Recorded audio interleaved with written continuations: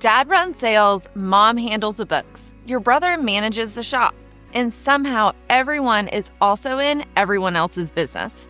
Sound familiar? I'm Jacqueline Jensen, a professional EOS implementer here in Georgia.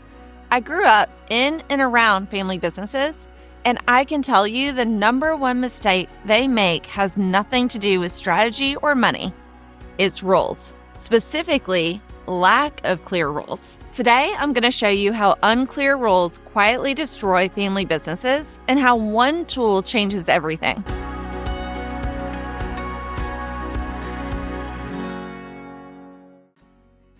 Here's the truth about family businesses. When you start out, everyone does everything. Dad sells, fixes the plumbing, pays the bills, and hires staff. Mom handles customers, manages the schedule, and keeps the peace. And it works because when you're small, flexibility is a survival skill. But then the business grows, and what worked at 5 employees doesn't work at 25. Roles need to be defined. Accountability needs to be clear. But in family businesses, that conversation is terrifying. Because defining roles means telling your brother he's not the right fit for that position. It means telling your father that his way of doing things isn't scalable. It means having conversations that feel personal because the people involved are personal. So instead, nothing gets defined. Everyone keeps doing a little bit of everything, and the business runs on assumptions, handshakes, and the hope that nobody steps on each other's toes until they do.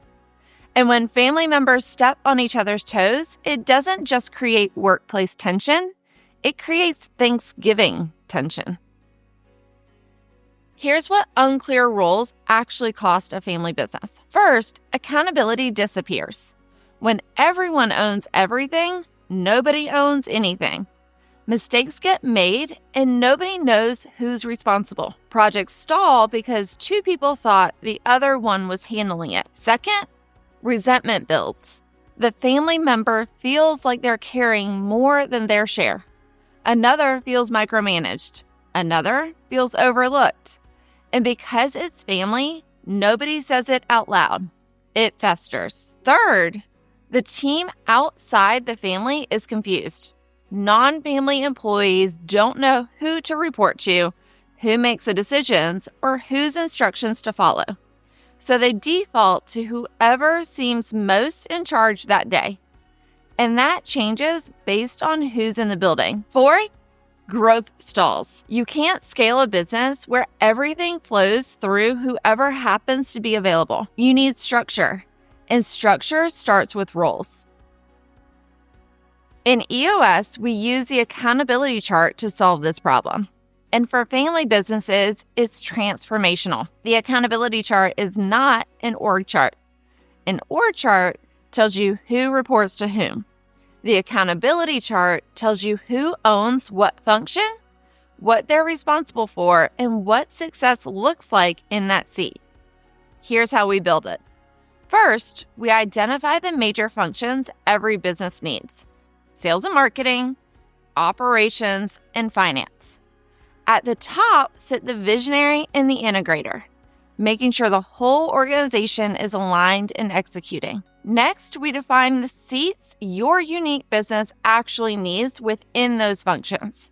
Each seat, we clarify the 3 to 5 major roles that person owns. Then, this is a critical part, you put the right name in each seat based on who actually has the skills, desire, and capacity to do that job well. Not based on seniority, not based on who's been around the longest, not based on whose family and who isn't, based on the best person for that seat. I worked with a family business in Atlanta where the founder's daughter had been doing sales, marketing, and operations simultaneously for years. She was talented, but she was spread too thin. We built the accountability chart. She took ownership of sales and marketing, her real strength. Her brother took operations. The founder stayed in the visionary seat. Suddenly, roles were clear. Accountability was clear.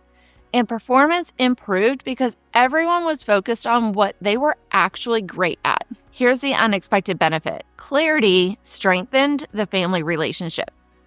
When roles are defined, you stop bringing work tension home. You stop blurring the lines between my brother is frustrating me at work and my brother is frustrating me as a person. The structure creates a healthy separation that actually protects the relationships. I know what you're thinking. Building an accountability chart sounds straightforward. Having the conversation with your family is anything but. Here's how I coach families through it. Start with the functions, not the people.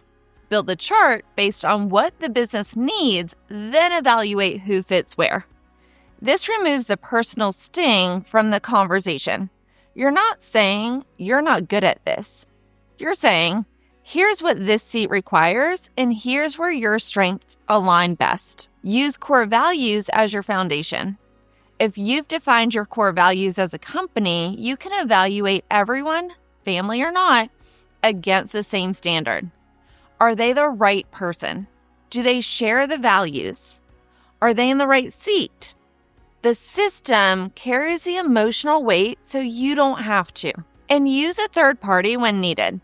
Sometimes family businesses need someone outside the family to facilitate these conversations. That's part of what I do.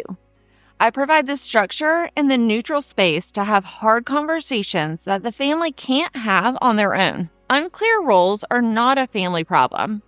They're a business problem that spills into family. And the good news is they're fixable. The accountability chart brings clarity to who owns what success looks like, and how to grow without everyone stepping on each other's toes. I'm Jacqueline Jensen, and I help Georgia family businesses build clarity, accountability, and growth. If you're ready to define roles and stop the overlap, book a free 90-minute meeting. The link is in the description. Hit subscribe if this resonated, and drop a comment letting me know what role confusion looks like in your business right now. Thanks for watching.